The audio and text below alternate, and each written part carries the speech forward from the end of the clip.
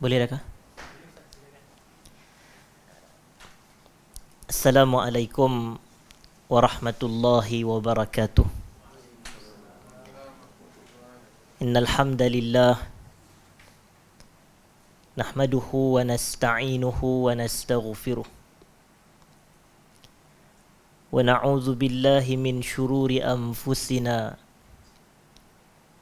wa min sayyiati a'malina. Man yahdihillahu fala mudilla lahu ومن يضلل فلا هادي له. أشهد أن لا إله إلا الله وحده لا شريك له وأشهد أن محمدا عبده ورسوله. اللهم صل وسلم وبارك على حبيبنا وسيدنا محمد وعلى آله وأصحابه أجمعين. أما بعد. Yang saya hormati Jawatan Kuasa Pengurusan Baitus Salam, seterusnya mukminin dan mukminat, para penuntut ilmu yang dirahmati Allah sekalian. Alhamdulillah, kita rafakkan syukur kepada Allah Subhanahu wa taala kerana pada malam ini kita dapat bersua kembali bagi kita meneruskan majlis pengajian kita secara bersemuka. Setelah sekian lama sebenarnya kita tidak mengadakan pengajian secara bersemuka seperti ini, dan kita juga apabila melakukan pengajian bersemuka ini bermakna pengajian dalam talian kita adalah secara silibus yang berbeza. Kerana semasa kita berkuliah secara dalam talian, saya diminta oleh saudara Abu Talhah untuk menyampaikan kuliah dengan tajuk yang umum.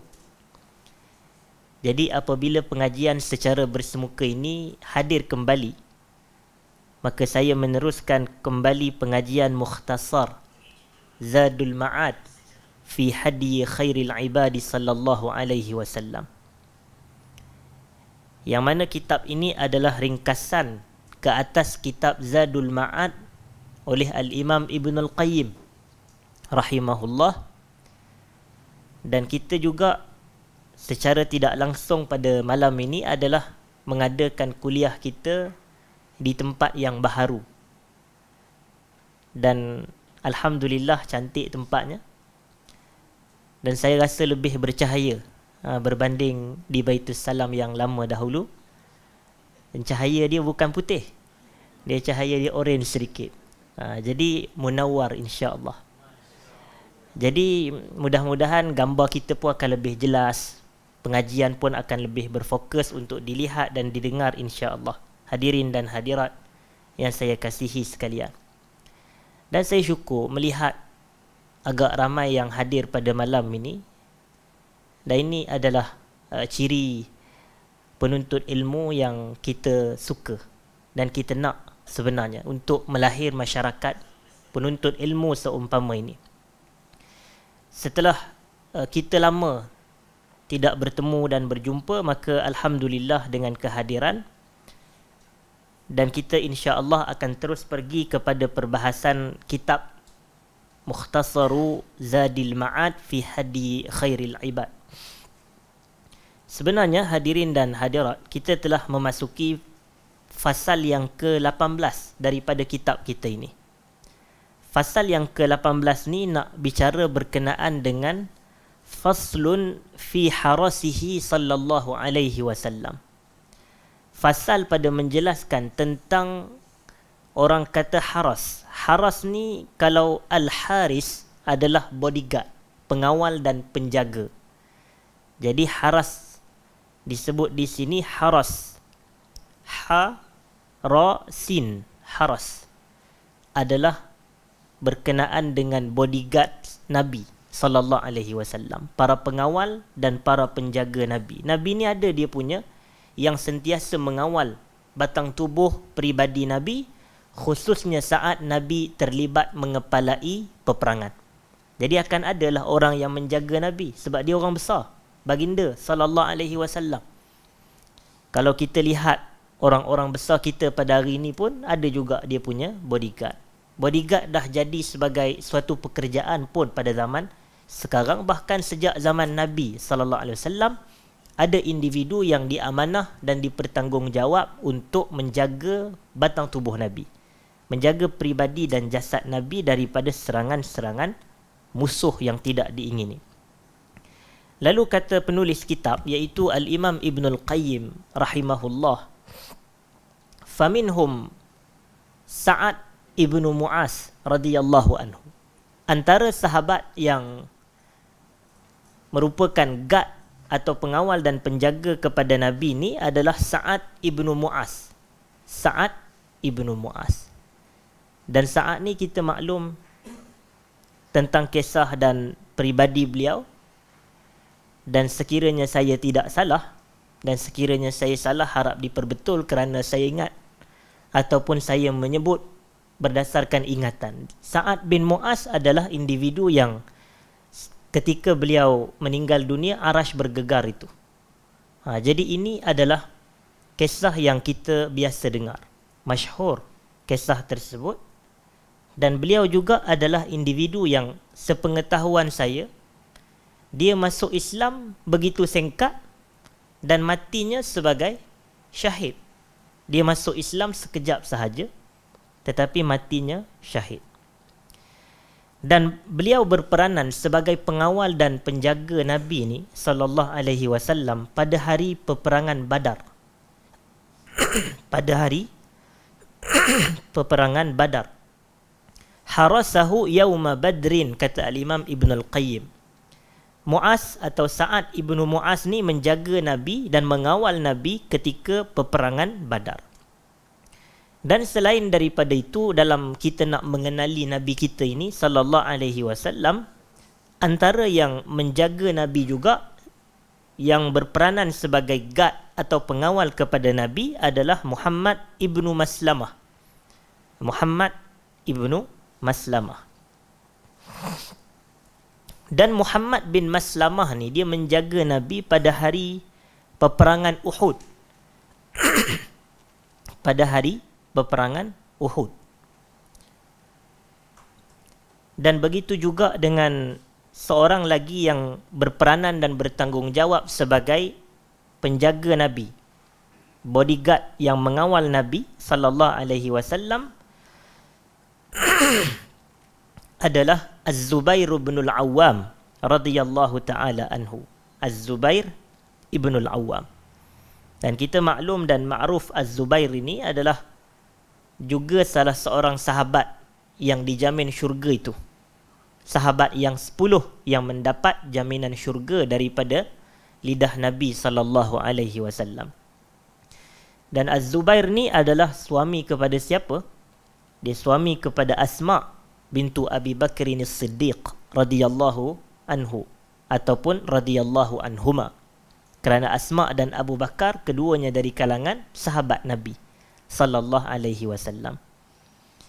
Dan Az-Zubair ibn Al-Awwam juga adalah ayah kepada Abdullah ibn Zubair. Abdullah ibn Zubair juga sahabat kepada Nabi sallallahu alaihi wasallam dan juga ayah kepada Urwah ibn Zubair. Cuma Urwah tu tak bertemu dengan Nabi, dan Urwah dia bukan sahabat Nabi, tapi dia berada pada kategori apa dia? Tabi'in. Tabi'in maknanya yang berjumpa dan bertemu dengan para sahabat tetapi tidak pernah bertemu dengan Rasulullah sallallahu alaihi wasallam.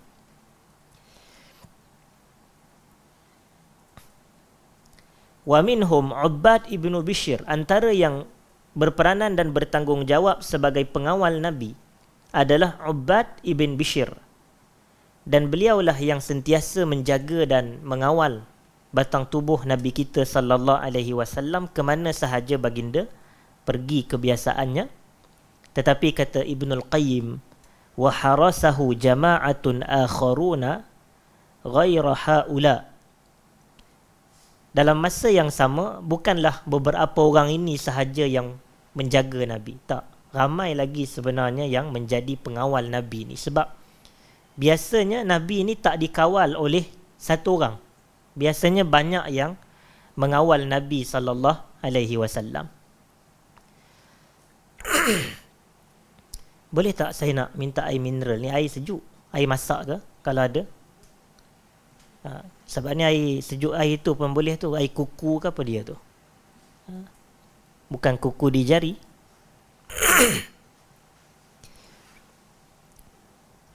Baik.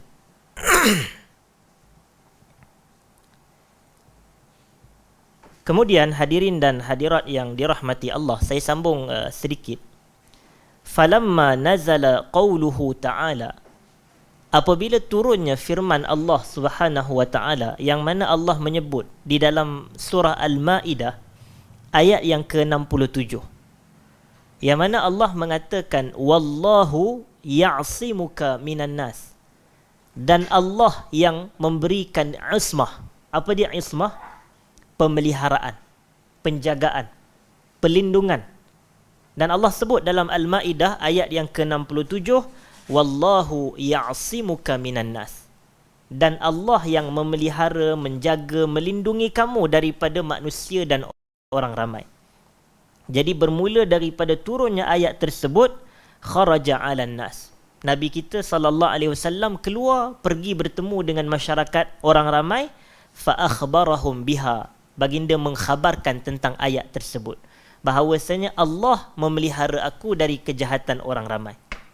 Kemudian setelah turunnya ayat tersebut, wasarafal haras, maka baginda pun membuang ataupun tidak menggunakan lagi khidmat para pengawal dan para penjaga Nabi sallallahu alaihi wasallam, kerana setelah turunnya ayat tersebut itu adalah suatu isyarat yang mana Nabi ni Allah yang jaga. Maknanya dah tak ada dah bodyguards dari kalangan manusia, tetapi Allah yang menjaga, berdalilkan firman Allah, wallahu ya'simuka minan nas. Sebab tu Nabi kita walau terlibat dalam banyak juga peperangan, tetapi baginda tidak mengalami kecederaan yang begitu parah, dan baginda tidak mati di medan perang. Nabi kita sallallahu alaihi wasallam mati bukan di medan peperangan, atau bukan mati disebabkan kecederaan daripada peperangan. Sedangkan peperanganlah medan paling bahaya untuk Nabi sallallahu alaihi wasallam. Tapi Nabi wafat di rumah Sayyidah Aisyah radhiyallahu anha bersama dengan Sayyidah Aisyah, dan tidaklah dengan kesakitan-kesakitan yang begitu teruk Nabi kita sallallahu alaihi wasallam wafat. Selesai perbahasan berkenaan dengan harasu Rasulullah sallallahu alaihi wasallam, para pengawal dan para penjaga Nabi sallallahu alaihi wasallam. Kemudian pada fasal yang berikutnya, iaitu fasal yang ke-19, hadirin dan hadirat. Faslun fi man kana yadribul a'naqa baina yadayhi sallallahu alaihi wasallam.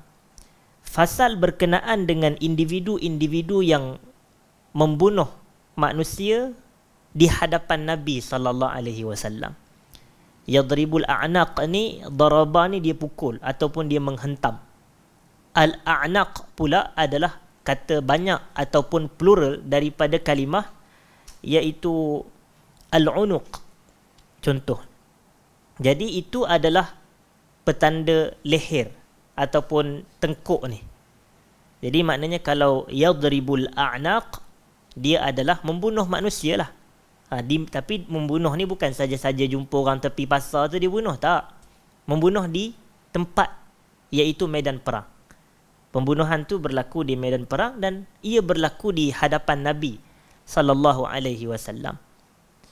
Antaranya adalah individu yang disebut sebagai orang kata membunuh di hadapan Nabi sallallahu alaihi wasallam, iaitu membunuh musuh golongan kufar dan musyrikin Mekah yang terlibat sebagai individu yang memerangi tentera umat Islam yang dipimpin oleh Nabi sallallahu alaihi wasallam. Antaranya adalah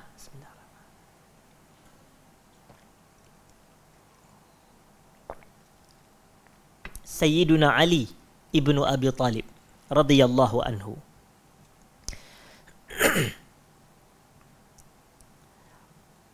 Dan selain daripada Sayyiduna Ali Amirul Mukminin, adalah juga Az-Zubair bin Al-Awwam. sahabat Nabi kita Az-Zubair ibnul Awwam. Dan juga seorang sahabat yang bernama Al-Miqdad ibn Amr. Al-Miqdad ibnu Amr.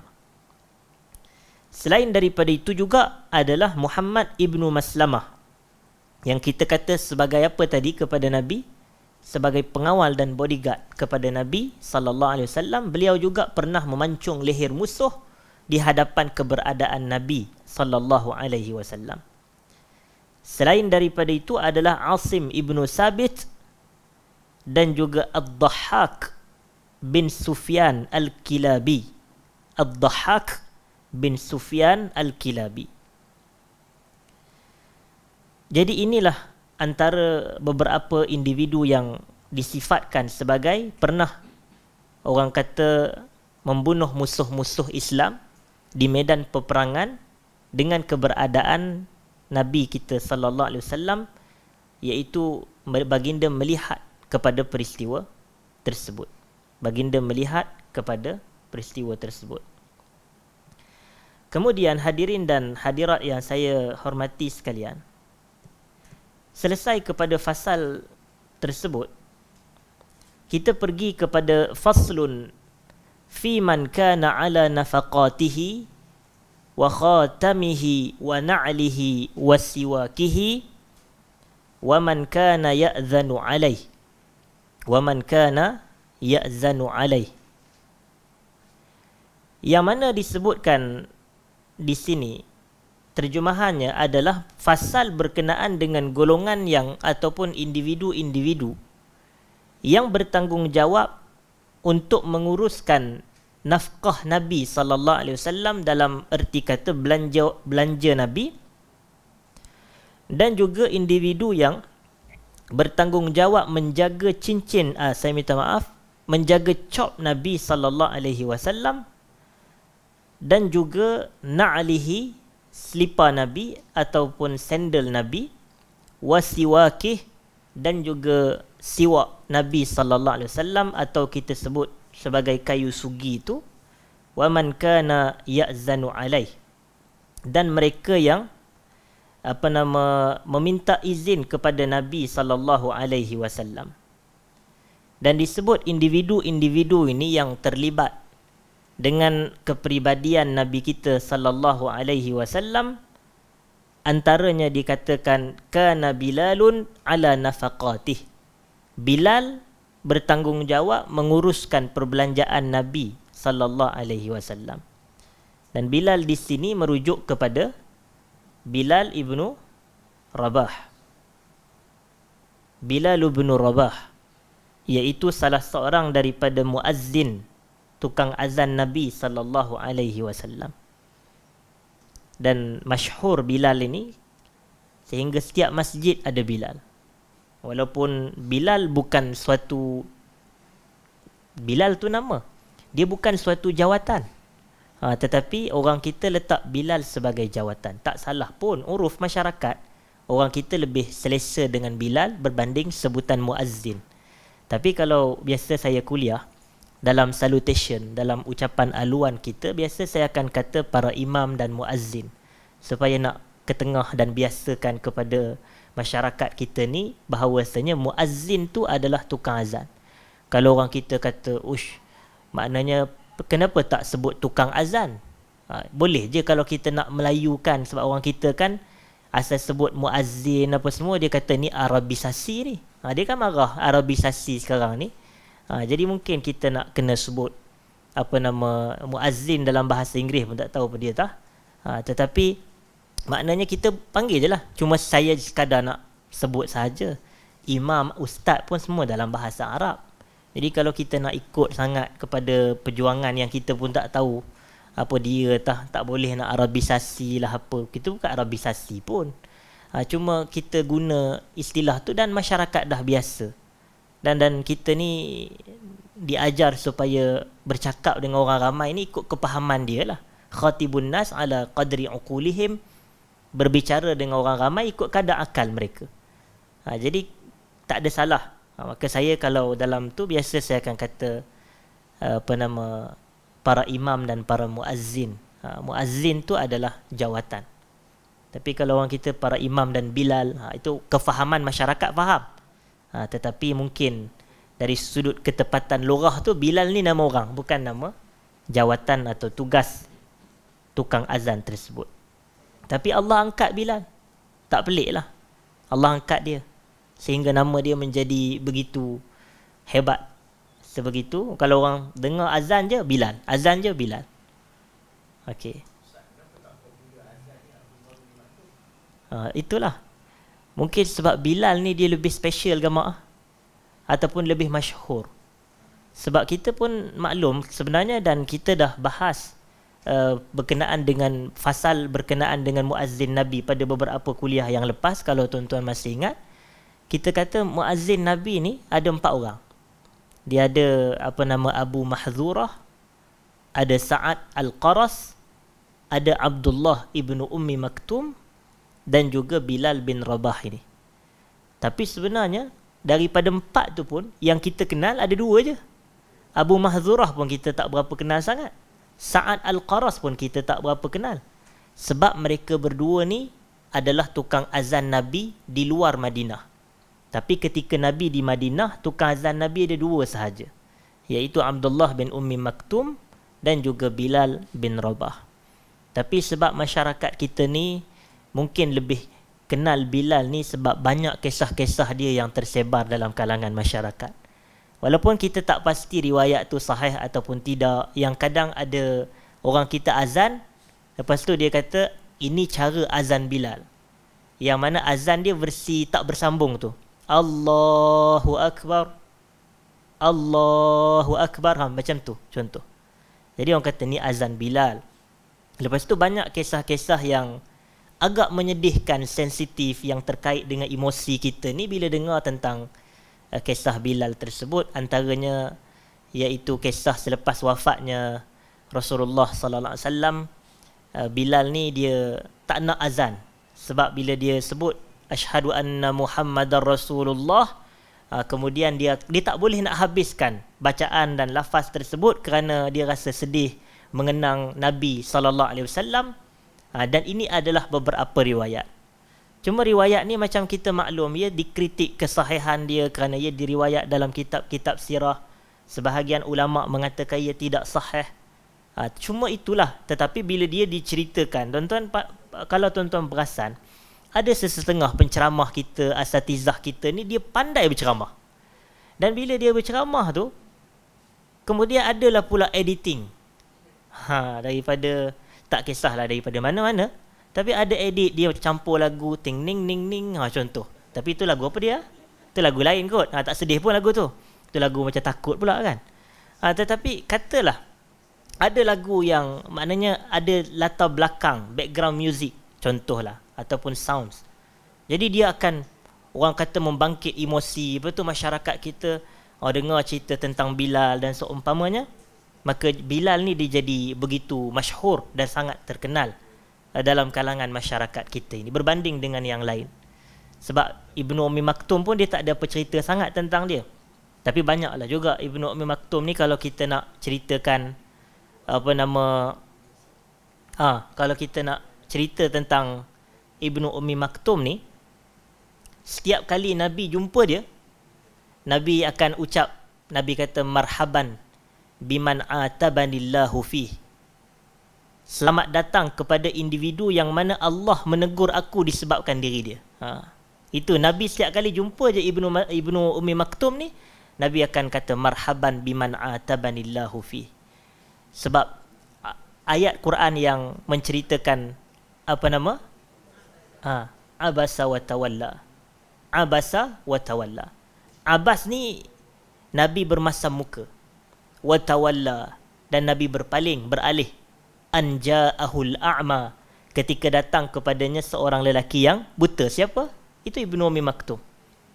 Dan peristiwa ni, Nabi tu bukanlah Nabi waktu tu tengah orang kata berehat. Tak ada. Nabi waktu tu tengah dakwah.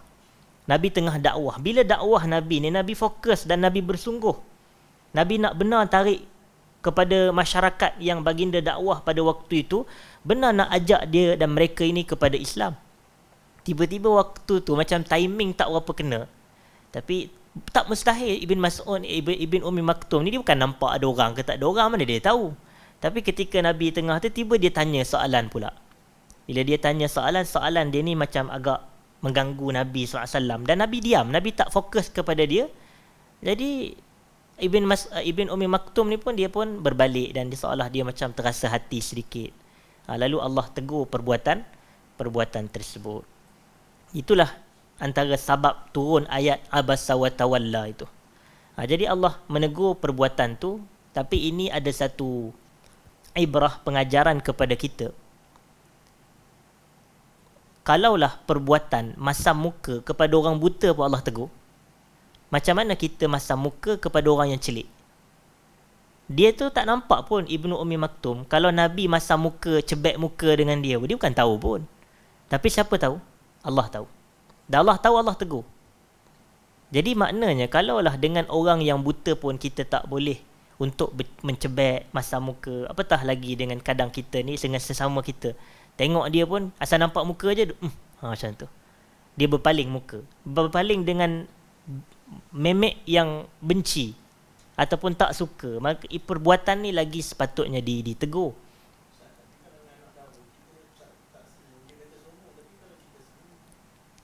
Fitnah pula.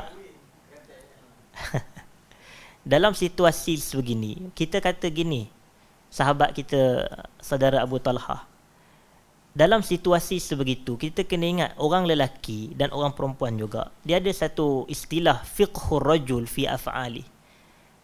Fiqh seorang lelaki ni dapat dilihat berdasarkan perbuatan dia. Macam tu.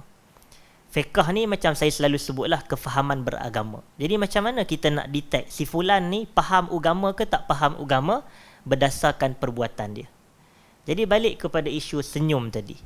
Kadang ada masyarakat kita ni, tapi Abu Talha spesifik anak dara. Tapi saya katalah anda pun anak gadis ke, tapi saya spesifik dalam masyarakat kita ni, tak kisahlah siapa pun dia. Mungkin kadang kalau kita tak senyum kepada dia, dia akan kata kita sombong. Tapi yang tu kita tak bertanggungjawab kerana perbuatan dia yang sangka buruk pada kita. Tapi kalau kita senyum kepada dia, boleh jadi dia pula kata, dia ni nak mengorat saya ke? Contoh. Jadi boleh jadi timbul fitnah pula. Cuma kalau kita senyum dengan niat kita baik, ramah mesra, dia tak jadi isu kerana niat kita adalah untuk ramah mesra. Cuma kalau kita sebagai seorang lelaki, macam contoh, dah kata kita dah berkahwin untuk elak fitnah, tak ada masalah untuk kita tak senyum. Dia nak sangka buruk ke sangka baik tak, tapi kita ajak manusia supaya sentiasa husnuzan. Supaya dia, kalau kita, tapi kita tak semestinya kena senyum kalau nak menunjuk kita ni nak jaga hubungan. Sekadar ucap Assalamualaikum pun jaga hubungan juga, dan dia tidak ada masalah untuk kita personally Assalamualaikum, apa khabar? Okey. Cuma kita tidaklah sampai kepada tahapan yang boleh membawa kepada maksiat dan fitnah dan seumpamanya. Itu fiqh kita lah, kefahaman beragama kita ini. InsyaAllah kita dapat menguruskannya dengan baik, insyaAllah. Baik. Kemudian hadirin dan hadirat yang dirahmati Allah, saya sambung sedikit. Dan begitu juga yang memegang cop mohor Nabi SAW adalah Mu'ayqib bin Abi Fatimah Ad-Dawsi. Mu'ayqib bin Abi Fatimah Ad-Dawsi menjaga cop Nabi SAW. Sebab kalimah dan istilah khatam ini, dia boleh jadi dua.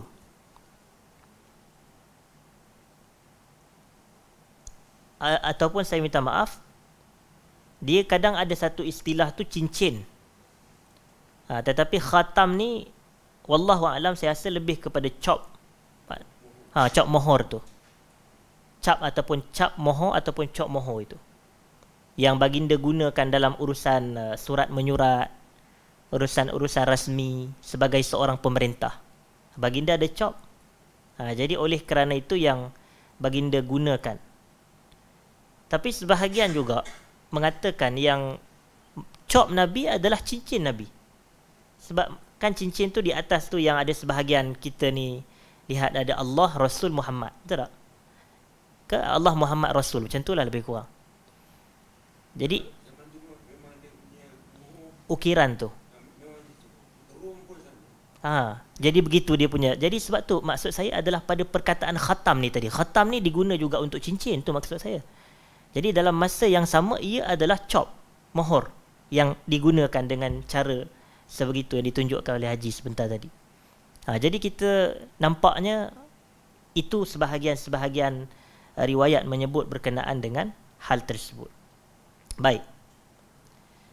Jadi hadirin dan hadirat, ada yang bertanggungjawab mengurus. Maknanya mereka ni adalah individu-individu yang bertanggungjawab mengurus barang-barang atau keperluan Nabi. Itu dianya. Siapa dia yang bertanggungjawab? Sebab kadang biasanya orang-orang besar ni ataupun orang-orang yang macam kedudukan Rasulullah sallallahu alaihi wasallam ini, dia tak boleh nak uruskan semua benda bab kehidupan dunia ni sebagai seorang pemimpin, sebagai seorang itu dan ini. Biasanya akan banyak orang-orang yang uruskan bagi pihak dia. Kalau tuan-tuan kata pemimpin negara, kalau kita ni tengok situasi Perdana Menteri contoh, Perdana Menteri dia masak ke tuan-tuan? Ke dia ada tukang masak? Kita tak tahulah pula dia masak ke tidak. Tapi kalau dia masak, macam mana dia nak uruskan urusan kerajaan, nak pergi jumpa dengan orang besar itu, orang besar ini? Dia sibuk. Dan begitu juga, adakah dia repair tayar dia kalau dia rosak? Bukan dia yang repair. Adakah dia yang pergi top up Tashengo kereta dia? Bukan. Bila pula dia ada masa nak pergi peratur kat kaunter nak top up? Takkan Perdana Menteri tugas dia gitu. Jadi dia ada individu-individu yang bertanggungjawab menguruskan urusan dia dan barang-barang dia ini. Jadi kadang dompet dia ke handphone dia pun kadang orang lain pegang. Maknanya esok pagi tu nah Datuk Seri akan ambil contoh.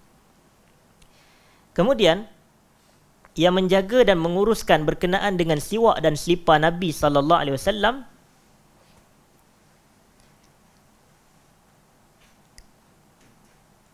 adalah Abdullah ibnu Mas'ud radhiyallahu anhu. Abdullah ibnu Mas'ud menjaga siwak, menjaga, sebab siwak ni keperluan Nabi dan kita tahu yang Nabi ni sallallahu alaihi wasallam adalah sunnah Nabi adalah bersiwak, bersugi. Sehingga ada riwayat yang menyebut laula asyqa ala ummati la amartuhum bis-siwaki 'inda kulli salah. Laula an asyqa ala ummati, kalaulah tidak aku tak nak memberat dan membebankan umatku, kata Nabi, la amartuhum bis-siwak 'inda kulli salah. Aku akan perintahkan mereka ni untuk bersugi setiap kali nak mendirikan salat. Tapi Nabi tak arahkan. Sebab apa? Sebab Nabi takut benda tu jadi beban. Tapi Nabi buat. Itu sunnah. Jadi sebab tu kadang kita tengok sebahagian masyarakat kita di masjid, di surau, dia ada siwak dia. Jadi dia akan bersugi setiap kali nak salat atau bersiwak itu dengan kayu sugi tu. Tapi kalau kita ni di rumah lagi, kita dah orang kata gosok gigi. Dan gosok gigi pun dia sampai juga maqasid dia, betul tak? Untuk menghilangkan bau-bauan mulut. Menghilangkan bauan mulut supaya bila kita ni berjamaah, maka kita dituntut untuk bersih anggota tubuh, tak ada bau-bau yang kurang enak dan tidak menyenangkan. Dan semua benda ni fiqh sebegini adalah sama sahaja maqasidnya. Jadi kita bersihkan mulut. Sebab tu kadang-kadang hadirin dan hadirat yang saya hormati sekalian, kalaulah ada bau-bauan ini, kalau kita datang ke masjid, hukum dia apa? Hukum dia makruh. Dia tidak sampai kepada haram, tapi dia makruh paling tingginya. Macam sabda Nabi SAW, man akala min hadhihi syajarah fala yaqribanna masajidana. Siapa yang makan daripada bawang putih, bawang merah ni, Nabi kata jangan dia dekat dengan masjid kami. Kan ada larangan, Nabi kata fala yaqribanna masajidana. Cuma ulama kata an-nahiyah lil karahah. Larangan ni untuk hukum makruh. Kalau dia datang juga, semayang dia sah tak? Kalau di masjid, sah semayang. Cuma perbuatan tu makruh. Tapi orang kita ni, dia kena faham. Kenapa Nabi kata benda ni dilarang? Kerana benda-benda ni akan menimbulkan bau. Dia kalau tak bau mulut pun, boleh jadi bau badan. Orang duk makan bawang ni, boleh jadi badan dia berbau. Boleh jadi. Ataupun sekurangnya mulut, contoh, berbau. Tapi dia kena faham bukanlah Nabi hanya mengkhususkan bawang sahaja. Tapi fokus tu adalah kepada bau yang tak enak. Dan bau yang tak enak ni bukan semata bawang. Bawang pun kalau kita ikut tak adalah bau sangat. Banyak sangat. Orang kita duk makan roti canai ada bawang tu. Jadi sedap juga dia makan. Tetapi kita kata kalaulah yang semacam itu pun Nabi kata jangan dekat masjid kami, maka banyak lagi yang berbau yang lebih dahsyat kita kata. Bukanlah makna kalau Nabi kata bawang tak boleh, derian boleh dia kata. Oi, derian lagi lah.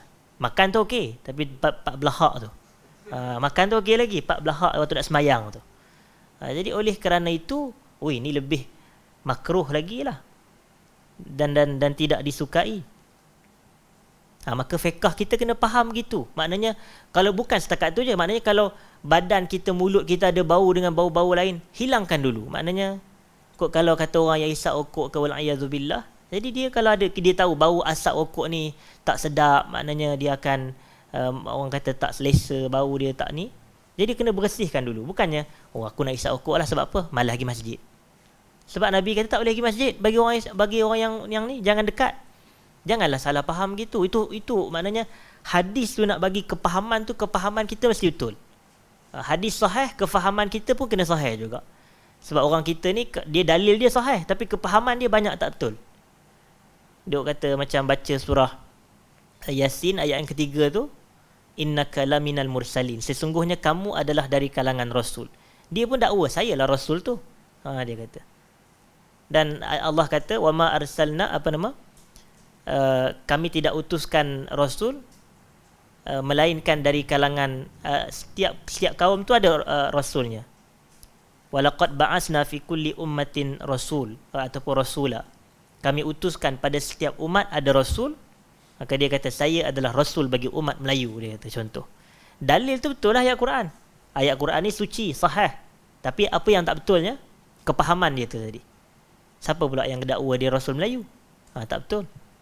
Jadi kita kena teliti dalam hal-hal macam ni. Bila Nabi kata bau-bauan itu, kita kena kembangkan lagi apa sahaja yang boleh menyebabkan gangguan. Sebab tu kalau tuan-tuan buka kepada kitab-kitab fiqh, contohlah fiqh manhaji, dia ada sebut antara keadaan yang sunat kepada kita ni untuk mandi, salat-salat yang kita sunat mandi dulu. Antaranya salat Jumaat, antaranya salat hari raya, antaranya salat-salat yang melibatkan jemaah berkumpul ramai, istisqa dan seumpamanya. Begitu juga al-kusufain, gerhana matahari, gerhana bulan. Sebabnya salat-salat sebegini adalah salat yang melibatkan kehadiran ramai orang, ramai jemaah. Jadi kita dituntut untuk mengelakkan sebarang bau-bauan yang boleh menyebabkan ketidakselesaan kepada para jemaah, maka sunat mandi. Sama jugalah sunat bersiwak. Sama jugalah sunat berwangi-wangian contohnya. Dan sunat membersihkan badan daripada segala kotoran dan bauan yang kurang menyenangkan. Baik. Yang bertanggungjawab menjaganya adalah siwak Abdullah ibnu Mas'ud radhiyallahu anhu dan juga selipar Nabi sallallahu alaihi wasallam. Jadi sebenarnya kalau kita tengok zaman sekarang pun ada juga orang-orang yang menghormati dan memuliakan guru-guru mereka ni, kadang siapkan selipar tok guru tu. Tapi bukanlah dia nak menyarung tok guru tu, tak. Yang tu biasanya raja-raja Queen Elizabeth okeylah kot, sebab dia raja. Tapi kalau biasanya ustaz-ustaz kita ni anak murid tu akan ambil selipar, letakkan di depan tu supaya dia mudah ambil selipar contoh. Jadi peranan mereka ni macam tu lah, jaga. Sebab tauqir, orang kata tauqir ni memuliakan individu Rasulullah sallallahu alaihi wasallam. Jadi sebahagian kita ni mereka memang memandang tinggi ilmuan para ulama sebab atas stand al-ulama'u warithatul anbiya. Para ulama ni adalah pewaris para nabi, maka mereka amat menghormati, memuliakan para ulama. Tetapi macam saya sebut, biarlah individu-individu yang kita tauqirkan, kita muliakan itu adalah individu yang benar-benar ulama. Individu yang benar-benar ulama. Kalau setakat macam biasa macam saya ni, tak ada apa dia sangat. Tapi yang benar-benar jelas keilmuan, kewarakan dari sudut ibadat dan seumpamanya, maka itu lebih diutamakan.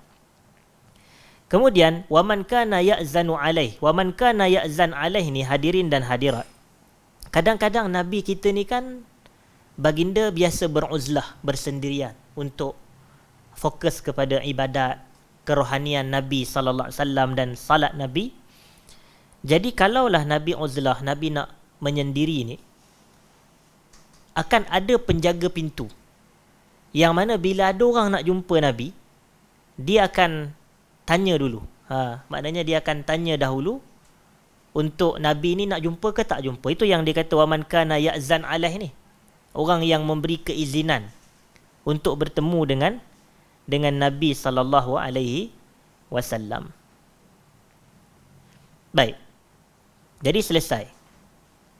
Kemudian kita nak pergi kepada fasal yang ke-21. Oh, belum. Jadi yang memberi keizinan bagi pihak Nabi ni adalah untuk memberi kebenaran bertemu dengan Nabi, antaranya adalah Rabah al-Aswad dan juga Anasah, yang mana kedua-dua ni adalah maula Nabi. Dan kita pun telah bahaskan berkenaan dengan faslun fi mawalihi sallallahu alaihi wasallam, bahawasanya maula ni adalah individu-individu yang Nabi bebaskan daripada kehambaan. Nabi bebaskan dia daripada kehambaan, maka mereka adalah maula kepada Nabi sallallahu alaihi wasallam. Jadi Rabah dan juga Anasah, mereka inilah yang memberi izin kalau ada orang nak berjumpa dengan Nabi ketika Nabi sedang bersendiri atau sedang beruzlah. Kadang-kadang sebulan lama Nabi uzlah. Ada riwayat yang menyebut Nabi suka uzlah, maknanya menyendirilah maksudnya. Dan fokus Nabi uzlah adalah tak lain tak bukan adalah untuk beribadah kepada Allah. Kita ni ada masa kita dengan orang ramai, manusia, untuk jaga hubungan, ciri-ciri manusiawi kita. Tapi ada masa kita kena, orang kata, agak jauh sikit daripada manusia ni. Hadirin dan hadirat, percayalah kalau kita ni banyak bersama dengan manusia, kita akan mudah terpengaruh. Manusia ni dia ada macam pelbagai. Saya sendiri, jujur, pengalaman hidup saya selalu rasa benda macam ni. Dahulu kalau tuan-tuan masih ingat, pada tahun 2017, Malaysia waktu tu ada seorang ulama daripada Jordan, namanya Sheikh Ali Al-Halabi, rahimahullah. Beliau meninggal pada hujung tahun lepas disebabkan COVID, rahmatullah alaih. Jadi beliau datang ke Malaysia ni pada 2017, dan saya waktu tu banyak hadir pengajian beliau, antaranya di Masjid Al-Qurtubi ni di Segambut, buat daurah Sunan Abi Daud kalau saya tak silap. Jadi bila kita duduk di situ, yalah, saya masa kat Jordan pun alhamdulillah direzeki belajar dengan beliau juga. Jadi bila kita duduk dekat majlis ilmu dengan ulama ni, dia punya perasaan ni, hati ni, Allah, aku kena jadi ulama. Kita akan, bila kita duduk dengan majlis ilmu, seronok pergi jumpa, nak jadi rasa macam kena jadi ulama ni, kena jadi ahli ilmu sejati, semangat nak belajar. Sebab kita duduk dalam majlis ilmu. Bila dengar Syekh Ali rahimahullah, dia syarah, sangat orang kata enak, lazat. Suka saya dengar ceramahnya, sebab Syekh Ali ni dia bercakap fully dalam bahasa yang baku, fusha. Dia cakap Arab baku, dan saya sehabis mungkin jadikan pengajian saya semua bahasa baku. Kalau tuan-tuan perasan lah. Tetapi maknanya saya akan cuba juga. Sebab Melayu pun ada kebakuan dia juga. Tapi kebakuan tu tak ada dalam kamus dewan. Jangan cari. Jadi saya tambah je lah dia punya imbuhan tu. Cuma Melayu ni ada baku dia juga. Bahasa baku dia. Jadi itu satu. Tapi tak berapa lama selepas daripada itu, jumpa pula dengan orang duk cerita pasal saham, duk cerita pasal cara kita nak melabur lah, invest itulah, inilah. Jadi kata, aku kena jadi orang kaya pula. Dah berubah pula. Tapi salah ke jadi orang kaya? Tak salah. Cuma saya nak gambar, al-qalbu yataqallab. Ma summiyal qalbu qalban illa litaqallubih. Jantung hati kita ni berbolak balik. Dan tidak dinamakan qalbu tu sebagai qalbu, melainkan sifat dia yang taqallub, yang berbolak balik. Manusia ni cepat berubah. Jadi sebab tu kita ni, antara kata Aisyah radhiyallahu anha, zikir doa yang banyak Nabi baca apa dia? Allahumma ya muqallibal qulub, tsabbit qalbi ala dinik. Ya Allah, wahai Tuhan yang membolak-balikkan jantung hati ni, kau tetapkan hatiku ni atas agama Allah. Tak ada masalah kalau kita nak pergi menuntut ilmu, kalau nak mencari dunia, tapi biar hati kita ni sabat, tetap atas agama Allah. Nak jadi orang kaya, nak bantu agama. Nak jadi usahawan, orang meniaga, nak bantu agama. Nak jadi sekian-sekian guru pun, ulama nak jaga agama. Nak jadi ahli politik ke, nak mendapat kuasa pemerintahan dan pentadbiran, nak jaga agama. Itu niat kita insya-Allah supaya tetap atas agama Allah Subhanahu wa taala. Allahumma amin. Dan Allah golongkan kita hendaknya dalam kalangan orang yang ditetapkan dalam agama Allah. Baik. Jadi itulah gambaran saya, dan Nabi kita ni ada masanya begitulah. Jadi kita pun sama juga. Cuma bukanlah maknanya kita uzlah tu sampai mati dah. Kita ada masa kita. Maknanya ada hari kita bergaul dengan manusia, berkawan, bersahabat, berukhuwah, dakwah, islah, itu. Tapi ada masa kita fokus kepada diri kita juga. Dia kena balance. Orang kata hablum minan nas wa hablum minallah. Ada hubungan kita dengan manusia, ada hubungan kita dengan Allah Subhanahu wa taala. Tetapi jangan kita satu je. Maknanya bergaul dengan manusia tapi hubungan dengan Allah kita macam terabai. Tak ada pun kita masa untuk bersendiri berdua dengan Tuhan. Tak ada dah lah, tak tahajud. Jadi kita tak ada peruntukkan masa tu. Dan ada pula orang boleh jadi dia hanya fokus dengan Tuhan sahaja, tapi dia tak nak bergaul dengan manusia. Jadi sebab itu ada berlaku kisah dan peristiwa antara Imam Malik Ibnu Anas dengan seorang tokoh ulama namanya Abdullah Al-Umari. Abdullah Al-Umari ni, dia nisbah kepada Al-Umari ni agak kenapa? Rupanya kerana dia adalah keturunan siapa? Umar bin Al-Khattab. Dia adalah cicit kepada Umar bin Al-Khattab. Jadi Imam Malik, kita kenal siapa dia Imam Malik? Imam Malik ni imam besar di Madinah, dan beliau adalah pengasas kepada mazhab Al-Imam Malik atau mazhab Maliki itu, dan beliau juga adalah guru kepada Al-Imam Asy-Syafi'i. Jadi kita kenal siapa dia, tokoh besar ulama hadis dan faqih Imam Malik Ibnu Anas radhiyallahu anhu. Tapi Imam Malik ni kerja dia mengajar, ialah orang ulama, kerja mengajar Masjid Nabi, mengajar kitab Muwatta. Dapatlah dia hantar surat satu hari. Abdullah Umari ni, dia hantar surat kepada Imam Malik. Dia tegur Imam Malik. Dia kata, Imam Malik, jadi-jadilah tu kamu dengan manusia dan orang ramai ni. Mari kita menyendiri dalam gua. Dia kata waktu tu, menyendiri dalam gua, beribadah kepada Allah. Dia kata gitu. Dan Abdullah Umari ni macam tu. Dia punya sifat dia. Duduk bersendirian, ibadah, salat, berdua, macam tu. Fokus dia hanya itu je. Tapi perbuatan Abdullah Al-Umari itu tak dipersetujui oleh Imam Malik. Imam Malik buat surat balas semula. Imam Malik kata, innallaha qassamal a'mala kama qassamal arzaq. Allah ni dia bahagi-bahagikan amalan ni sama seperti dia bahagikan rezeki. Kita tahu rezeki manusia ni Allah agih dan bahagikan tak sama. Betul tak? Ada manusia dia dapat lebih dalam rezeki dia, ada manusia yang kurang sedikit. Sebab tu ada orang miskin, ada orang kaya, ada orang yang terlampau kaya, ada yang T20, ada yang B40, ada yang M40. Itu zaman sekarang punya ni lah. Jadi maknanya manusia ni ada tahapan rezeki dia yang berbeza. Dan Allah bahagikan amalan sama macam tu. Maknanya manusia ni dalam bab beramal, ada part yang dia lebih, ada part dia kurang. Dan dia dapat tak sama antara satu sama lain. Percayalah, kita dengan adik-beradik kita, cuba detect. Kadang-kadang kita tengok adik kita punya kelebihan. Kat mana dia lebih pada kita?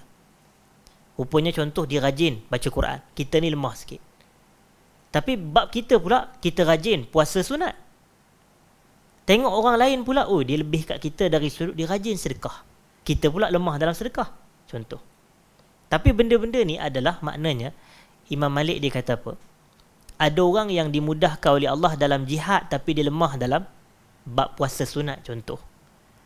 Jadi awak ni Allah mudahkan untuk ibadat, fokus, menyendiri, suluk, uzlah. Daku pula, kata Imam Malik, Allah mudahkan untuk aku mengajar, fokus kepada dakwah, ilmu, macam tu. Jadi wajib ke atas kita ni untuk mensyukuri apa yang telah Allah permudahkan ke atas kita, dan apa yang telah Allah bahagikan kepada diri kita. Dan tidak aku rasa apa yang awak buat lebih baik daripada apa yang aku buat. Maknanya kita sama je. Tetapi macam kita sebut, kita kena seimbang, hadirin dan hadirat yang dirahmati Allah. Okey, dan yang terakhir, fasal kita yang terakhir adalah faslun fi syu'ara'ihi wa khutabaihi. Fasal pada bab syu'ara, para penyair Nabi sallallahu alaihi wasallam, wa khutabaihi, dan para pemidato daripada khutbah, perbuatan khutbah, dan pelakunya adalah khatib dan khutaba. Dia punya plural, kata jamak dan kata banyak. Dan penyair-penyair pada zaman Nabi, peranan mereka bukan sama macam penyair dalam surah Syu'ara tu. Yang tu penyair-penyair yang kadang-kadang menyeleweng daripada agama. Tapi penyair pada zaman Nabi, peranan mereka itu, tanggungjawab mereka adalah untuk dengan syair mempertahankan agama. Dengan syair tu mereka mempertahankan agama. Lalu kata Nabi, kata Al-Imam Ibn Al-Qayyim, kana syu'ara'uhu alladhina yazubbuna 'anil Islam. Para penyair Nabi yang yazubbun, daripada kalimah az-zabbu. Dia bukan zai panjang tu, zal yang pendek, azal. Jadi yazubbunin, maksud dia adalah yang mempertahankan Islam. Menggunakan apa dia pertahan Islam? Dia guna syair dia. Jadi maknanya kita ni, apa sahaja kita punya kapasiti, apa sahaja kita punya posisi, pastikan guna untuk Islam. Ada orang dia mahir IT, sesahabat kita Syahir, pakar contoh dalam bab-bab pengurusan ini dan seumpama. Jadi gunakan kepakaran ni untuk agama, sebarkan. Ada orang dia mahir edit video. Saya tengok kadang hebat orang edit video. Saya tak nak sebut nama ustaz tu, tapi video dia lawak. Jadi kadang-kadang sebab orang duk edit. Bila orang edit ni, jadi kita seronok juga. Ada yang fuyo.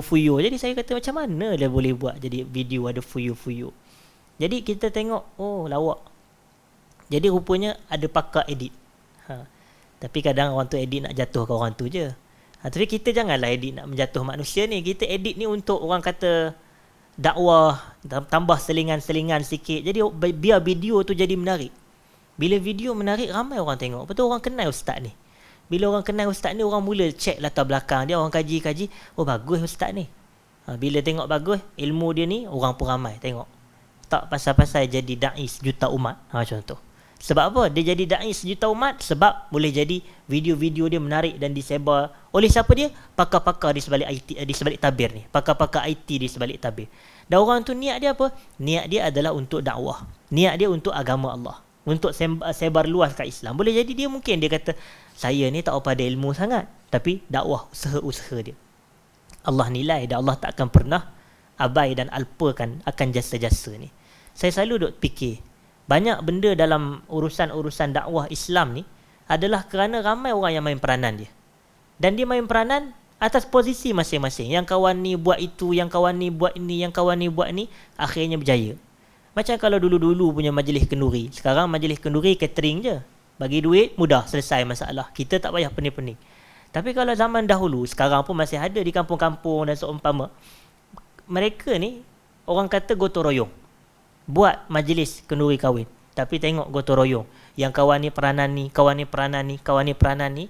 Akhir sekali, orang balik daripada majlis, semua puji. Makanan sedap, kata. Tapi yang kadang-kadang kita bagi upah, tak nak pun tukang masak. Ada saja seronok-seronok je kampung-kampung, macam jiran-jiran, saudara, kawan. Tapi zaman sekarang di Kuala Lumpur, tuan-tuan biasa hadir kenduri kahwin di Kuala Lumpur yang catering-catering ni. Allah, kita kata masakan pun, orang nak kata masakan tak sedap kan, hadis tak bagi pula kan. Tapi cuba tuan-tuan boleh digambarkan macam mana masakan orang. Dia dapat banyak, kadang 10,000, 15,000 orang bagi. untuk masak kepada majlis-majlis. Tapi sebab kita tak ada semangat ni. Setiap orang main peranan ni. Itu maksud saya sebenarnya. Dan ada riwayat yang menyebut antum ala saghratin min sugharil Islam fala yu'tayanna ahadun min kibalik. Maknanya kamu ni adalah salah satu benteng daripada benteng-benteng Islam, dan jangan biar musuh datang daripada arah kita. Maknanya setiap orang ada peranan nak pertahan, nak defend agama ini, maka jangan biarkan musuh datang daripada arah kita. Nanti musuh tengok pada pribadi kita ni ada lompong, kita boleh masuk. Jadi jangan jadi orang yang menyebabkan musuh datang daripada arah kita. Maknanya rosaknya akhlak sebab kita, rosaknya akidah sebab kita, rosaknya agama sebab kita. Jangan. Biar kita ni, orang kata, mempertahankan agama kita ini. Samalah para penyair ni, mereka ada bakatnya bersair. Bukan dakwah pun, tapi bakat mereka menyair, tapi mereka gunakan syair. Jadi macam kalau ada dari kalangan kita ni pakar, dia pakar dalam pantun contoh. Boleh buat pantun-pantun yang defend Islam contoh. Tapi ada ke? Kita mungkin tak dengar lagi. Jarang kita jumpa pantun-pantun Islamik ni. Tapi kita dalam pantun tu, kita tengok, sedap juga pantun dia ni. Tapi pantun-pantun dia semuanya pertahankan Islam. Macam sekarang kita duk tengok yang siapa dia tu, Dewan Bahasa ke Perpustakaan Negara ke, yang duk buat share pantun lah kadang-kadang.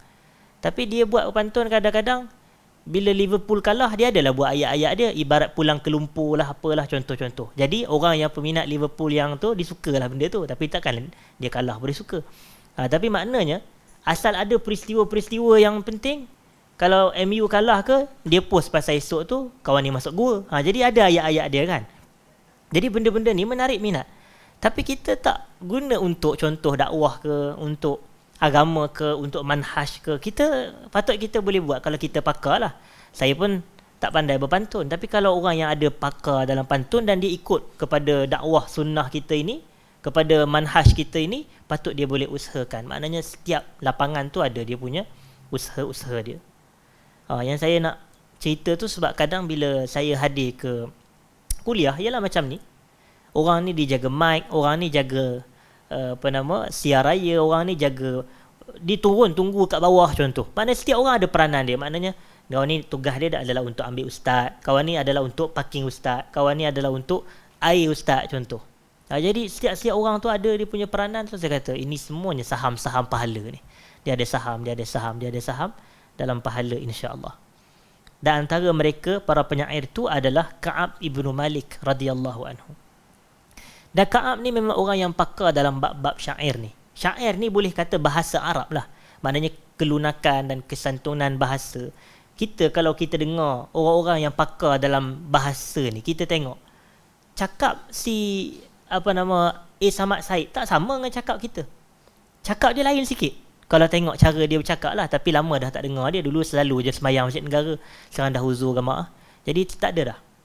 Jadi kita tengok cara dia bercakap lain. Kalau orang meninggal ke apa, dia kita innalillah, takziah apa semua. Tiba-tiba kalau geng-geng bahasa ni, kalau orang meninggal, belasungkawa dia kata. Apa dia pula belasungkawa? Contoh lain bahasa dia. Jadi sebab tu kita katakan hebat orang bahasa. Tetapi maknanya saya kata orang yang bahasa ni dia cakap dia lunak, sedap. Okey. Dan baru ni saya mengikuti pemergian almarhum Profesor Siddiq Fazlil kalau saya tak silap. Kalau saya tak silap lah, Profesor Datuk Dr. Siddiq Fazlil. Saya dengar ceramah dia selepas daripada tu di YouTube, tengok bahasa sedap. Maknanya orang yang walaupun dia ulama, walaupun ilmuwan, academician, tapi bahasa dia tu bahasa yang indah dan dia guna bahasa yang sedap nak menarik audien mendengar dakwah dia, mendengar ilmu. Kita pun kena praktikkan dengan cara macam tu juga. Sebab tu macam saya pernah cerita di sini dahulu, hadirin dan hadirat yang saya hormati sekalian. Kan Ka'ab bin Malik ni ada peristiwa taubat. Ka'ab bin Malik yang panjang riwayat tu dalam Sahih Al-Bukhari, dalam Riyadus Salihin ada disebutkan. Dalam tu kan Ka'ab ni dia tak dapat hadir peperangan Peperangan Tabuk.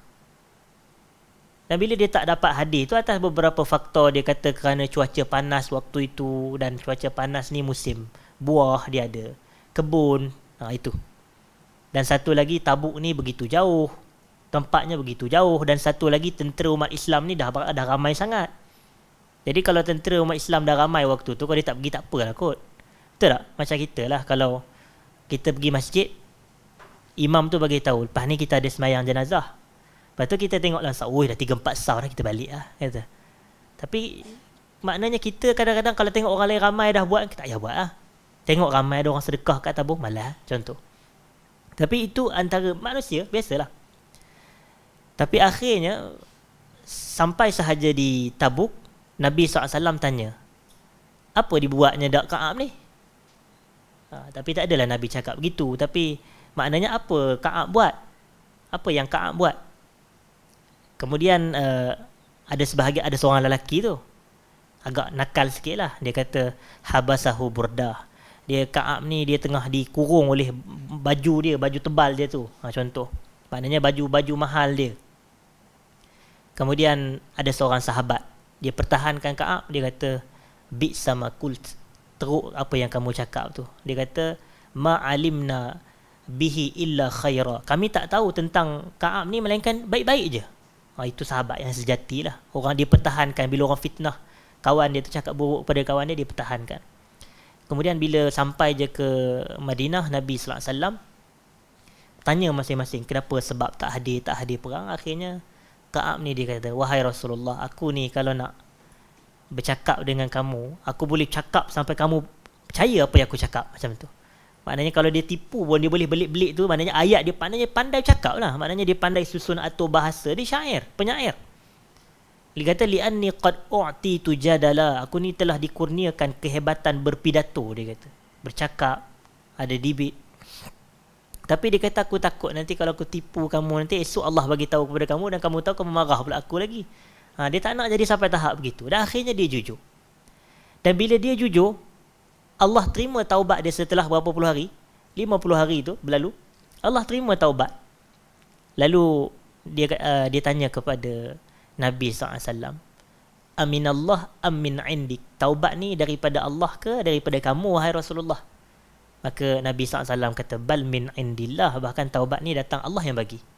Kemudian dia kata, ya Rasulullah, innama anjani Allahu bis-sidq, wahai Rasulullah, Allah selamatkan aku sebab aku ni bercakap jujur. Walaupun dia pandai bercakap, berpidato, bersyair, dia Ka'ab bin Malik, penyair Nabi, tapi dia kata, innama anjani Allahu bis-sidq, Allah selamatkan aku dengan kejujuran aku. Wa inna min taubati alla uhaddisa illa sidqa ma baqait, dan antara bahagian daripada taubatku pada Allah, aku takkan bercakap melainkan betul-betul sahaja. Maknanya aku hanya akan bercakap jujur selama aku hidup. Berat benda ni. Berat nak buat. Bercakap betul. Tak menipu lah maksud dia. Maknanya seolah antara taubatku, aku takkan menipu sampai aku mati. Itu bahasa mudah dia. Nak bercakap jujur. Sebab Allah selamatkan dia dengan kejujuran. Jadi kita pun dengan Ka'ab ni, kita kena pandai bercakap. Orang kata faedah dia, Ka'ab ni mengajar kita untuk jadi orang yang jujur. Walaupun kita ni pandai bercakap ke, hebat berpidato ke, hebat berhujah ke, atau dalam bahasa kita ni, hebat berputar belik lidah. Ada orang dia putar belik lidah dia, kita tengok percaya. Sebab tu peguam-peguam ni kena pandai putar belik. Tetapi biarlah putar belik yang memasukkan dia dalam syurga Allah. Walaupun dia dapat 30,000 ke, tapi biar dia masuk syurga. Janganlah dia nak berada di pihak yang salah semata nak mendapat duit. Selain daripada itu, saya ringkaskan, adalah Abdullah bin Rawahah, sahabat, dan Hassan bin Sabit. Ni masyhur dalam penyair Nabi, Hassan bin Sabit. Wa kana ashadduhum 'alal kuffar Hassan ibnu Sabit. Yang paling tegas ke atas orang kafir dengan syair dia adalah untuk mendakwah mempertahan Islam ini adalah Hassan bin Sabit wa Ka'ab bin Malik. Dan Ka'ab bin Malik dia kata, yu'ayyiruhum bil kufri wasyirik, menghina mereka ini dengan kekufuran dan kesyirikan. Dan khatib Nabi pula, iaitu pemidato Nabi, penghujah Nabi adalah Sabit ibn Qais bin Syammas. Sabit ibn Qais bin Syammas. Dan Sabit bin Qais ni adalah antara salah satu individu yang mana dijamin syurga juga oleh Nabi sallallahu alaihi wasallam. Kisah beliau ada dalam surah Al-Hujurat yang mana Allah kata, ya ayyuhallazina amanu, wahai orang beriman, la tarfa'u aswatakum fawqa sautin nabi. Jangan kamu angkat suara kamu lebih tinggi daripada suara Nabi. Jadi Sabit bin Qais bin Syammas ni adalah seorang lelaki yang suara dia ni tinggi. Suara dia tinggi ni maksudnya suara dia keras, kasar, ataupun suara dia jenis tinggi lah, mudah faham kot no? Jadi suara dia macam tu. Jadi kalau dia jenis cakap ni daripada jauh orang dengar. Macam tu. Ada orang kita ni jenis suara dia kecil je, orang lelaki pun slow je suara dia. Orang kata warak benar, tapi dia bukan warak, memang suara dia gitu. Suara dia perlahan. Dia tak boleh nak tinggikan sangat. Tapi kalau ada suara, orang kata dia ni nak bergaduh dengan aku ke apa, suara dia tinggi. Padahal dia memang suara dia natural. Maknanya suara dia memang sejak daripada dia balik lah. Takkan daripada lahir pula kan. Kalau daripada lahir suara pun kecil lagi. Tapi daripada dia balik, suara dia pun dah jadi tinggi, suara keras. Jadi Sabit bin Qais tu itulah individu dia. Jadi dia pun takutlah. Quran tak bagi. Quran kata jangan kamu angkat suara kamu lebih tinggi pada suara Nabi. Dah suara dia lagi tinggi. Nak buat macam mana? Dan dia punya balasan apa? Antahbata a'malukum wa antum la tash'urun. Dia akan menyebabkan pahala amalan kamu terhapus. Pahala amalan kamu terhapus dalam keadaan kamu tak sedar. Macam mana suara tinggi melebihi suara Nabi menyebabkan amalan terhapus? Bila ada larangan, benda tu jadi maksiat. Bila maksiat ni akan memadamkan kebaikan. Secara mudahnya begitulah.